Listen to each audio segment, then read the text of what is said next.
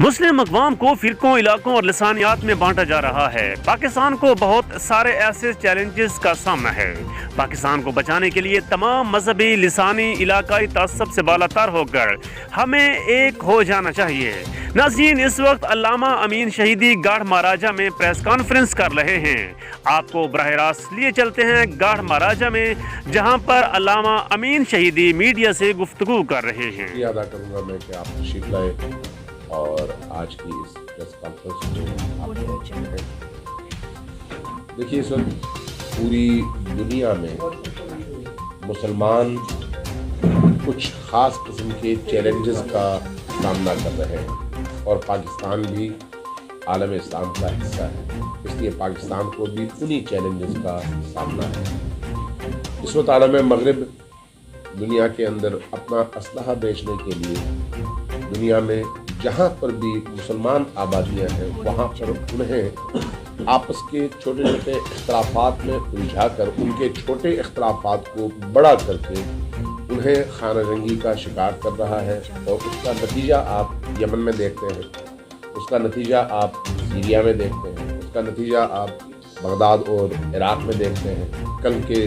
خودکش دھماکے کو بھی آپ اسی تناظر میں دیکھیے۔ آپ یہ محسوس کرتے ہیں کہ چاہے فرانس ہو، جرمنی ہو، یا امریکہ ہو، برطانیہ ہو، یہ سارے کے سارے ممالک مسلمان ممالک کے اندر فتنہ پھیلا کر، خانہ جنگی برپا کر کے، لڑائی اور جھگڑے کی فضا بنا کر اپنا اسلحہ بیچ رہے ہیں، اور ان ممالک کے ذخائر پر قبضہ کرنے کے لیے اپنی پوری توانائی خرچ کر رہے ہیں۔ اگر آپ کو یاد ہو، پچھلے سال اسی جنوری کے مہینے میں قاسم سلیمانی اور مہدی مہندس کو جب شہید کیا امریکیوں نے، تو عراق کی پارلیمنٹ نے مشترکہ طور پر ایک قرارداد پیش کی، اور اس کو قانونی حیثیت حاصل ہو گئی عراق کے اندر کہ امریکی فورسز فوری طور پر عراق کی سرزمین چھوڑیں۔ ایک سال گزر گیا، ہیلے بہانوں سے انہوں نے نہیں چھوڑا، جبکہ اقوام متحدہ کے قوانین یہ بتاتے ہیں کہ جب تک اس میزبان ملک کی طرف سے اجازت نہ ہو، بیرونی فورسز اس ملک میں ایک لمحے کے لیے بھی رک نہیں سکتے، اور اگر وہ رکے تو پھر میزبان ملک اور ان کے باسیوں کو اس قابض فورس کے خلاف ہر طرح کی کارروائی کرنے کا اختیار ہے۔ یہ اقوام متحدہ کے اپنے چارٹر میں ہے۔ اسی بنیاد پر آپ دیکھ رہے ہیں گزشتہ ایک سال سے عراق کے اندر ایک خانہ جنگی کی کیفیت ہے، امریکی چھوڑنے پر تیار نہیں ہے، اور کل جو دھماکہ ہوا وہ دھماکہ بھی ان فورسز کے خلاف ہوا جو امریکیوں کے سخت مخالف تھے۔ نتیجتاً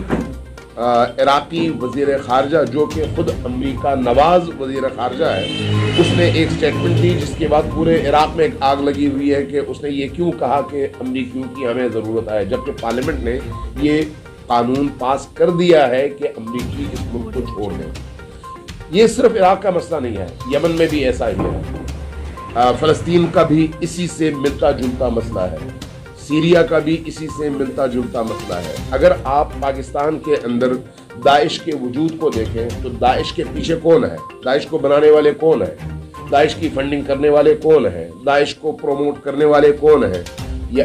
اگر آپ سیریا اور عراق کے اندر داعش کی سرکوبی کرنے والی قوتوں کو دیکھیں اور داعش کو بچانے والی قوتوں کو دیکھیں تو یہ اظہر من الشمس ہے کہ عراق سے اور سیریا سے داعش کے بچے کھچے ان دہشت گردوں کو جمع کر کے افغانستان لانے والا امریکہ ہے،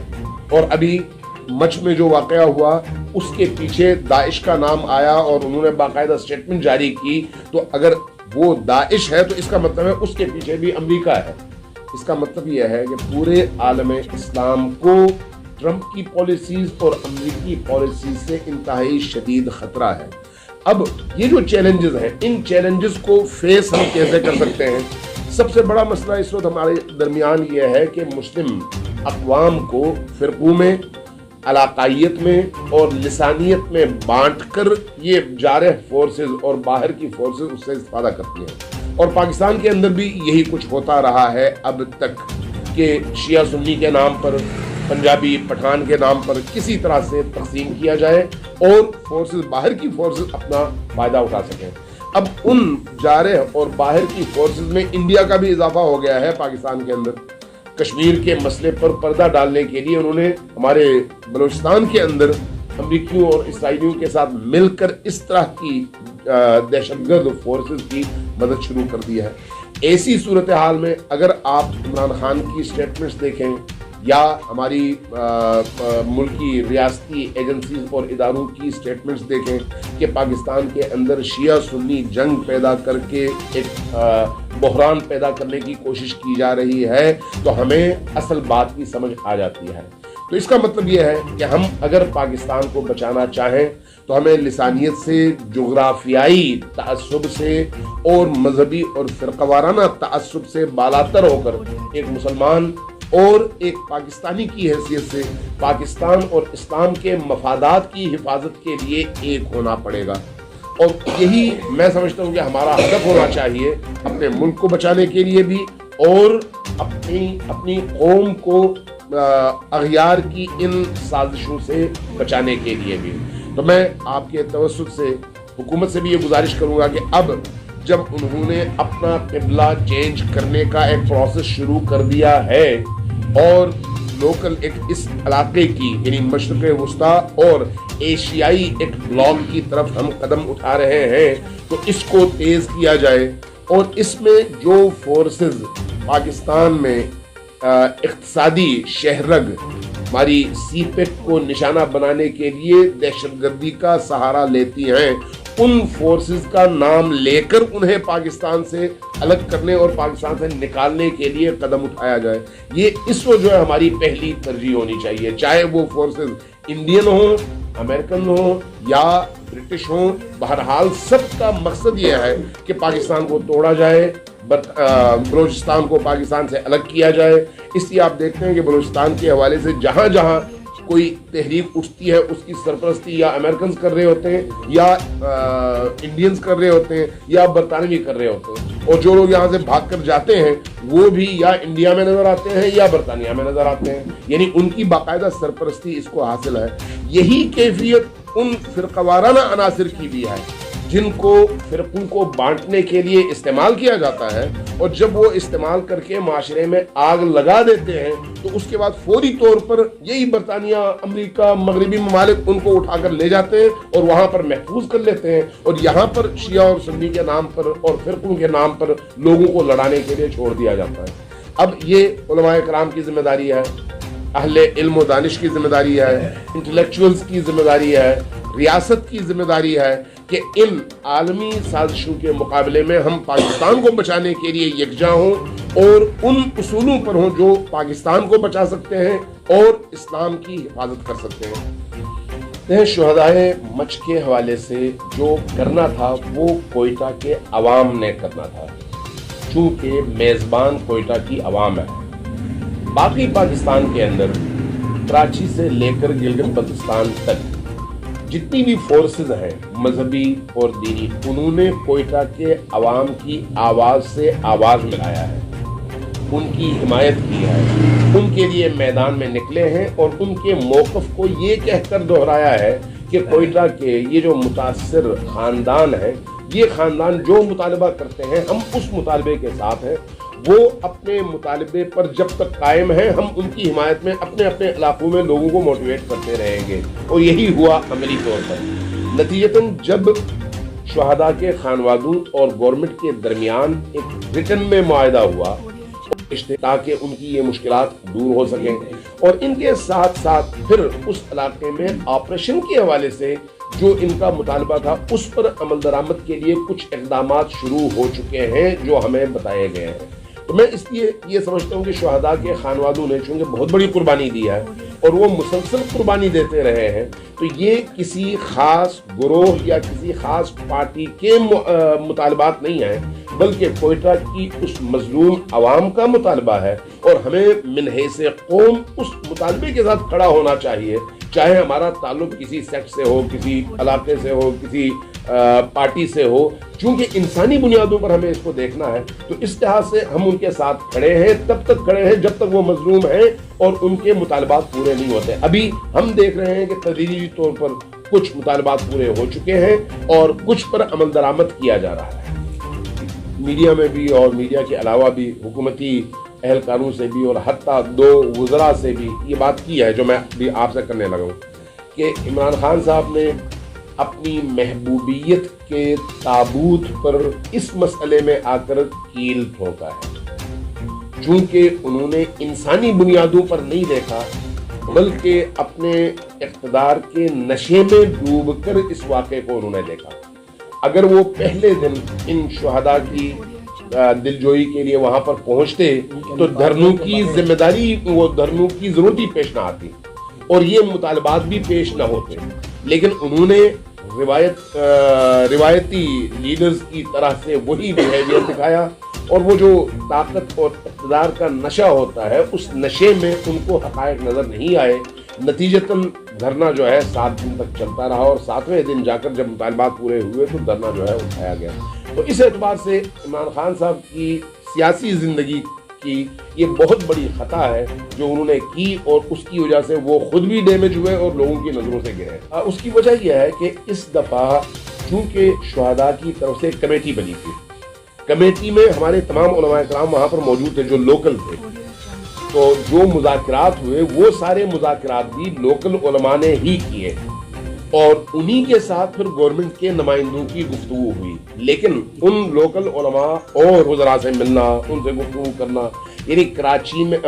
کوئٹہ میں شہداء کی لاشوں کے ساتھ ہم کھڑے نہیں ہوئے، لیکن باقی ملک میں جہاں جہاں دھرنے ہوئے وہاں پر بھی، اور گورنمنٹ کو اس حوالے سے